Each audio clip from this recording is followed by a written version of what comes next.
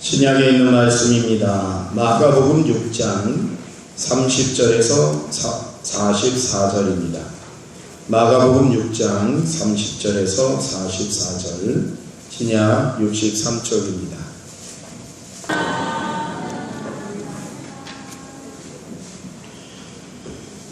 오병이어의 기적의 현장입니다. 예수님은 제자들에게 둘씩 짝지어서 전도를 보내고 돌아온 제자들에게 전도에 대한 보고를 받습니다. 지쳐있는 제자들이 먹을 시간도 없자 예수님은 한적한 곳에 가서 좀 쉬어라 라고 말씀하시고 본인도 갑니다. 그런데 사람들이 제자들을 알아보고 제자들을 따라오는 거예요. 이 이유가 뭐였을까요? 제자들이 전한 하늘에 향한 복음이 이 사람들에게 놀라운 관심을 일으켰기 때문입니다. 더 듣고 싶었던 거죠. 이러한 몰려드는 이 사람들을 보고 예수님은 목자 없는 양같이 라고 하는 표현을 쓰면서 그들을 측은히 여기고, 어떻게 하면 저들에게 한마디라도 더 하나님의 말씀을 전할까라고 하시다가 그들에게 말씀을 전하기 시작합니다. 열정적으로 말씀을 전하시다가 보니 날이 저물어 가고 있어요. 그래야 할 때 먹을 것이 없습니다. 저들을 각 동네로 보내서 그들에게 먹을 것을 주시죠. 먹을 것을 먹게 하시죠. 라고 하는 제자의 말에 예수님이 너희들이 먹을 것을 주면 되지 않느냐 라고 하는 말씀을 주셨어요. 예수님이 제자들에게 전도를 출발시킬 때 제자들에게 지팡이를 들고 가라. 지팡이는 뭐의 용도일까요? 방어의 용도입니다. 핍박하는 자들을 방어하기도 하고 힘든 여정에 버팀목이 되기도 하고 그 두 가지 용도가 있었죠. 신을 신고 가라. 오랜 이 생활 걷는 가운데 맨발로 다니면은 뜨거운 모래가 어려우니까는 그 신을 신고 가라. 두 벌로 또 가지지 말라. 그러니까 맨몸 지금 입은 옷만 가지고 와라. 간편한 복장을 가지고 예수님은 제자들을 둘씩 짝지어 파송했습니다. 둘씩 짝지어 파송한 것은 하나가 연약하면 하나가 도와주라라고 하는 의미이기도 합니다. 이들에게는 돈이 있었을까요? 그냥 보내셨어요. 가면은 다 알아서 너희가 먹고 마시게 될 것이다. 예수님은 그렇게 하시고 제자들을 보내는데 돌아와서 결과 보고를 하니 그들이 굶지 않았고 메마지도 않았고 열심히 사역을 감당했어요. 그런데 5,000명이나 모였는데 그들에게 먹을 것을 주라는 것은 좀 더 심한 요구셨던 것 같아요. 이 제자들이 눈이 동그래졌겠죠. 그러면서 계산적으로 나옵니다. 이들을 먹이려면은 얼마의 돈이 있어야 된다고 하죠? 200데나리온이나 있어야 됩니다. 요즘에 우리나라의 돈으로 따지면 약 2천만 원 정도가 됩니다. 5,000명. 아이와 노인과 여자를 합치면 한 2만 명 정도 되었을 것이라고 추정을 하기도 합니다. 그러면 2만 명, 2,000명 정도 되면은 얼마를 가져야 될까요? 한 사람당 계산적으로 하면 1,000원. 한 사람당 1,000원. 5,000명만 따지면 4,000원. 요즘 4,000원 가지고 밥 먹을 수 있어요? 없는데, 먹는 시절도 있었잖아요. 그죠? 그러니까 이렇게 따져보면은 5,000명만 가지고 5,000명을 먹이려면 한 2천만 원이 있어야 되고 연인원 2만 명을 먹이려면은 김밥 한 줄 정도. 우리가 보면은 이 김밥을 먹으면은 저희 식구는 김밥을 사면은 몇 줄을 사면은 되냐면 3줄을 사면 충분해요. 제가 한 줄 반 이상을 먹고 우리 집사람하고 딸 둘은 반 정도씩 반 이렇게 먹어요. 그렇게 이렇게 평균적으로 따지면은 먹을 만한 계산이 빌립이 계산한 것이 그렇게 잘못 계산한 정확히 계산한 겁니다. 예를 든 겁니다. 김밥 한 줄씩 이렇게 먹으면은 충분하진 않지만 허기는 이렇게 재야겠다. 그래서 한 반 줄씩 먹으면 되겠다. 이런 식으로 계산을 해가지고 예수님께 말씀드립니다. 그런데 예수님은 그거를 원하신 것은 아닌 것 같아요. 너희가 먹을 것을 주라 라고 하는, 우리는 돈이 없고 먹을 것이 없으니 속히 저들을 보내는 것이 낫습니다 라고 하는 제자들의 계산적인 그런 이 내용이 오고 갑니다. 사실 우리들이 그러죠. 어른들은 숫자를 좋아한답니다. 숫자적인 계산을, 정확한 계산을 뽑아내길 좋아합니다. 특히 우리가 무엇을 하려고 먼저 계획을 하면은 그 숫자에 반드시 뭐가 필요하죠? 돈이 필요하죠. 자, 우리 교회가 건축할 때가 되었죠. 건축 준비합시다. 그럼 뭐를 생각하죠? 헌금을 생각하고 그렇죠. 지난주에 추수감사주일이 있었지만 추수감사주일 준비하면서 꼭 뭐를 생각하죠? 떡을 얼마 할 때 그것이 얼마고 그랬습니다. 김장을 하려면 뭐를 생각하죠? 제자들이 생각한 현실적인 모습입니다. 근데 예수님을 믿고 따르는 사람들에게는 현실 그 이상을 요구하고 계세요. 항상 현실 그 이상을 요구하고 있어요. 물고기 2마리와 떡 5개로 5,000명을 먹였다. 2만 명까지도 먹였다. 라고 하는 자체는 우리가 너무나 잘 알지만은, 그러나 이 기적의 현장은 어떻게 일어날 수 있었던 걸까요? 오로지 예수님의 그 무한한 능력으로만 이 현장이 이루어질 수 있을까요? 그렇다고 하면은 예수님이 가는 곳마다 무조건 무한한 역사가 일어났어야 되겠죠. 여러분, 예수님의 이 현장에 여러분도 계시고 싶으십니까? 그러길 원하십니까? 그러면 여러분이 가진 것은 무엇인가요?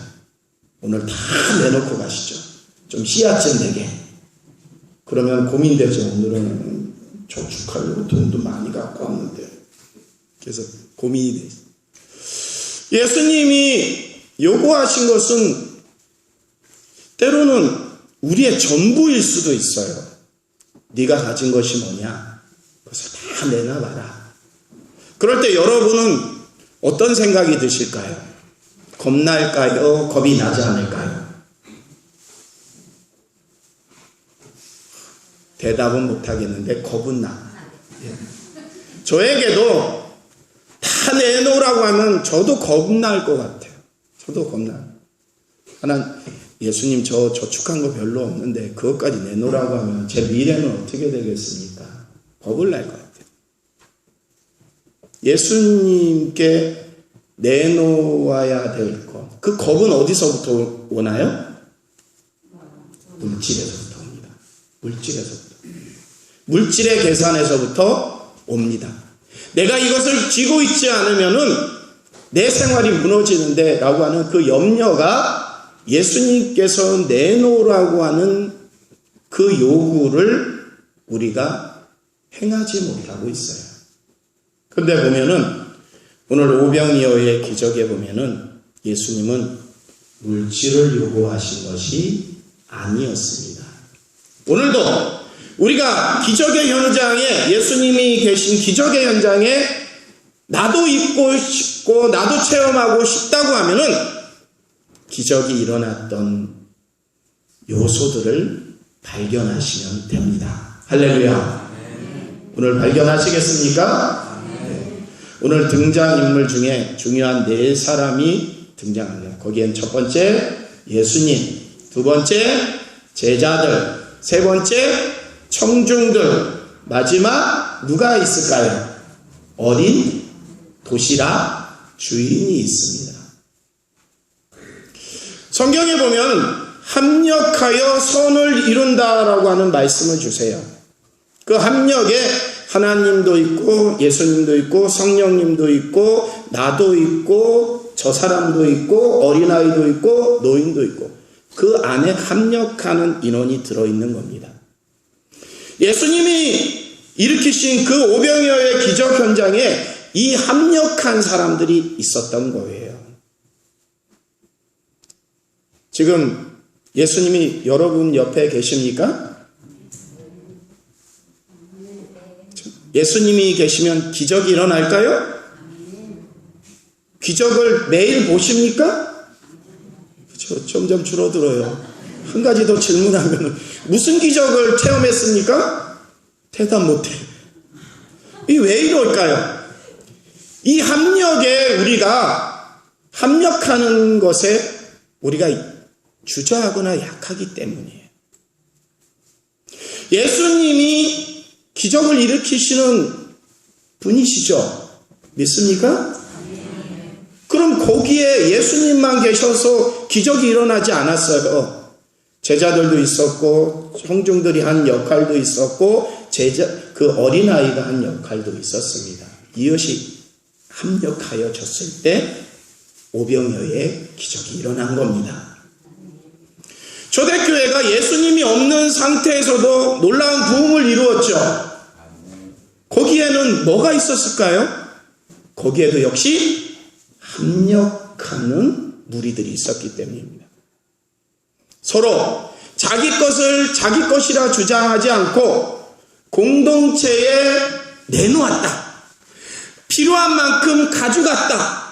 사람들이 모여서 점점 초대교회가 부흥하였다. 이것이 초대교회의 놀라운 역사고 우리는 초대교회를 부러워합니다. 우리도 그와 같은 교회가 되길 원하잖아요? 그렇죠? 근데 왜 이루어지지 않는 걸까요? 우리의 가정도 하나님이 지명하신 놀라운 성경의 인물들의 가정처럼 부유하게 살고 싶고 능력 있는 삶을 살고 싶고 그런데 왜? 우리도 하나님을 믿고 있는 자인데 성경의 인물하고는 동떨어진 삶을 살고 있는 것일까요? 합력에 오늘 중점을 두고 말씀을 나누고자 합니다. 예수님이 나와 함께하고 계신다고 믿는다면 예수님이 능력을 행하셔서 나의 이 암울한 현실이 바뀌어진다는 것을 우리는 확신하죠. 확신하는 데까지만 우리는 믿음을 가지고 있어요. 예수님이 원하면 너희가 죽어라 라고 하는 말 속에 제자들은 살짝 주저하죠. 살짝 주저하죠. 200데나리온이나 되는 많은 돈도 있어야 되는데 우리에게는 그러한 돈을 가진 돈이 없습니다. 있다고 하더라도 200명을 먹일 5,000명을 먹일 음식을 어디서 구할 수 있겠습니까? 라고 하는 주저함이 살짝 있었습니다. 그런데 오늘 본문의 말씀에 보면 주저함이 살짝 있었지만은 그 제자들 가운데는 적극적인 제자들도 포함되어 있었던 겁니다. 우리 교회가 모든 분들이 믿음이 좋아야 부흥하고 모든 분들이 믿음이 좋아야 교회가 교회다운 모습을 갖추느냐? 아니에요. 더러 있으시면 됩니다. 남들은 쫓아만 가면 됩니다. 그래서 좋은 교회를 가려고 우리는 찾아 헤매는 거죠. 그렇죠? 그럼 우리 교회는 좋은 교회예요? 누가 좋아요? 쳐다보세요. 나는 저 사람이 좋아요. 난 저 사람 때문에 교회 나와요. 저 사람 믿음 때문에 교회 나오고요. 저 사람이 착해서 교회 나와요. 그 누군가가 더러더러 있으시면 됩니다. 그 누군가가 누가 되시겠습니까? 이번에 제가 질문하면은 저요! 이렇게 한번 해보실까요? 믿음으로? 예. 그렇게 되지 않더라도 믿음으로 한번, 우리 교회는 누가 그런 분이 되시겠습니까? 뭐예요? 안 되신 분은 뭐예요? 예, 그렇죠. 다 들면 금세 우리가 부응하게. 예, 저요 한 분 때문에 우리 교회가 지금 살고 있는 겁니다. 예, 이렇게 유지되고 있는 겁니다. 저요 한 분이 몇 분밖에 없으면은 우리 교회는 10년 뒤에는 더 찌그러질 것 같아요. 더 많았으면 10년 뒤에는 더 부응했을 텐데. 예. 집에 가서 저요 할 거 이렇게 하실 분도 계시겠지만은, 오늘 이 병행꾼을 이루고 있는 다른 복음서의 말씀을 좀 살펴볼까요? 예, 오늘 본문의 말씀에 보면은, 너에게 떡 몇 개나 있는지 가서 보라 하시니 알아보고 이르되 떡 5개와 물고기 2마리가 있나이다. 이런 말씀. 알아보라. 오늘 본문에 있는 말씀을 예수님의 마음속으로 들어가서 생각해보면, 얘들이 도대체 내 말을 못 알아듣네. 너들이 가서 좀 알아봐. 먹을 것이 뭐가 있는지. 이렇게 시키신 거로 이렇게 표현이 됩니다. 누가복음에 보면요, 예수께서 이르시되 너희가 먹을 것을 주라 하시니 여짜오되 우리에게 떡 5개와 물고기 2마리 밖에 없습니다. 이런 또 표현이 나와요. 먹을 것을 주라 하니까 알고 있었어요. 물고기 2마리와 떡 5개가 있습니다. 근데 그거밖에 안 됩니다. 약간 주저하는 모습을 보입니다. 마태복음에 보면요, 예수께서 이르시되 갈 것 없다. 너희가 먹을 것을 주라. 제자들이 이르되 여기 우리에게 있는 것은 떡 5개와 물고기 2마리 뿐이니이다. 먹을 것을 주라 하니 물고기 2마리와 떡 5개밖에 없는데 뭘 줍니까? 이런 표현을 합니다. 근데 요한복음에 가면은 요 내용이 좀 더 자세하게 표현이 됩니다. 이 요한은, 이 제자 요한은 좀 관심이 뭐에 대해서 집중하는데 세밀한 사람이었던 것 같아요. 그래서 요한은 좀 다른 복음서에 비해서 좀 내용이 좀 세밀하고 좀 자세하게 표현이 되어 있습니다. 거기에 표현해 보면은 뭐라고 되어 있냐면요, 예수님이 그냥 제자들에게 하신 것이 아니라 빌립에게 얘기하셨다고 이렇게 말씀하세요. 빌립에게 이르시되 우리가 어디서 떡을 사서 이 사람들을 먹이겠느냐 하시니, 이렇게 말씀하심은 친히 어떻게 하실지를 아시고 빌립을 시험하고자 하심이라. 왜 빌립을 시험했냐면 빌립은 참 계산적인 사람이었거든요. 머리가 똑똑하고 잘 돌아가는 사람이었기 때문에 얘가 어떻게 대답하려나 아시고 미리 그에게 물으셨다는 거죠. 그러니 빌립이 각 사람으로 조금씩 받게 할지라도 200데나리온의 떡이 부족합니다 라고 하는 그러한 대답을 합니다. 그 200데나리온이 여기에 병행꾼을 이룹니다. 이때 제자 안드레가 찾아옵니다. 여기 한 아이가 있어 도시락을 가지고 있는데요, 보리떡 5개와 물고기 2마리를 가지고 있습니다 하고 예수님께 내밀어요. 여기에는 이 안드레가 예수님 이거밖에 없어요 라고 내밀은 표현인 것 같아요. 여기에 이게 있습니다 이런 표현인 것 같습니까? 어떤 표현일까요? 우리는 지금까지 보면은 제자들 이거밖에 없어요 라고 내민 표현으로 받아들이는데요, 요한복음에 보면 안드레가 여기에 이게 있습니다. 반색합니다. 여기에 이게 있습니다. 자, 주님은 어떤 분이세요? 주님은 바다 위를 걸어가시는 분. 주님은 눈먼 자를 듣게 하시는 분. 혈루병자를 고치시는 분. 자, 주님 여기에 이게 있습니다. 자, 이제 뭐 해보세요? 시작해 보시죠. 주님의 능력을 이 5천 명이나 되는 사람들에게 보여주시죠. 생명의 말씀을 주셨으니 이제 하늘의 만나도 내려주시죠. 주님은 누구예요? 하나님의 아들이시죠. 하나님의 아들. 하나님께서 광야 40년 동안 60만 명이나 되는 연 200만 명이나 되는 사람들에게 뭐를 내리시죠? 만나와 메추라기를. 몇 년 동안? 40년 동안. 40년 동안 내리셔서 그들을 먹여 살리셨어요. 없는 중에 만나와 메추라기를 내리셔갖고 그들을 먹여 살리셨어요. 근데 지금 안드레가 가져온 건, 자, 여기에 물고기 2마리와 떡 5개가 있습니다. 여기에 씨앗이 있습니다.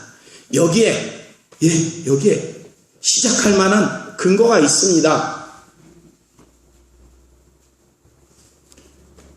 여기에 안드레의 모습을 주목하시기 바랍니다. 다른 제자들은 부정적일 수도 있었을 것 같아요. 계산적인 생각을 하는 사람도 있었고, 여기에는 특이하게도 수제자 베드로가 등장을 하지 않아요. 그죠? 베드로, 제자 중에 대표격이었던 베드로가 나서야 될 타임에 베드로는 나서지 않아요. 그만큼 어려운 상황이었던 거죠. 그런데 이 상황 속에서도 예수님을 믿고 물고기 2마리와 떡 5개를 내미는 안드레의 모습에 우리는 관심을 가져야 됩니다. 그 모습이 누구여야 합니까? 그 모습이 누구여야 됩니까? 저요. 우리가 역사의 현장에 모든 사람들의 믿음이 필요하지는 않은 것 같아요. 예수님의 그 역사의 현장에 모든 사람이 필요하지는 않았어요. 그러나 믿음 있는 그 누군가가 있었다고 하면은 그 역사의 현장에서 예수님은 능력을 발휘하십니다. 이 예수님의 능력에 그러한 충분히 없는 중에서도 능력을 발휘할 수 있음에도 불구하고 예수님은 제자들을 이용하시고 청중을 이용하시고 그 어린 아이의 도시락을 이용하십니다. 우리는 기적을 바라고 있지만은 그 기적의 현장에 가고 싶지만은 우리는 기적의 현장에 내가 나서고자 하는데 주저함이 참 많아요. 내놓으라고 할 때 계산적으로 이걸 내놓으면은 난 안 되는데 라고 하는 것들이 너무나 많이 있어요. 시간을 내놓으세요. 하나님이 그렇게 요구하시고, 시간 없어요. 바빠요.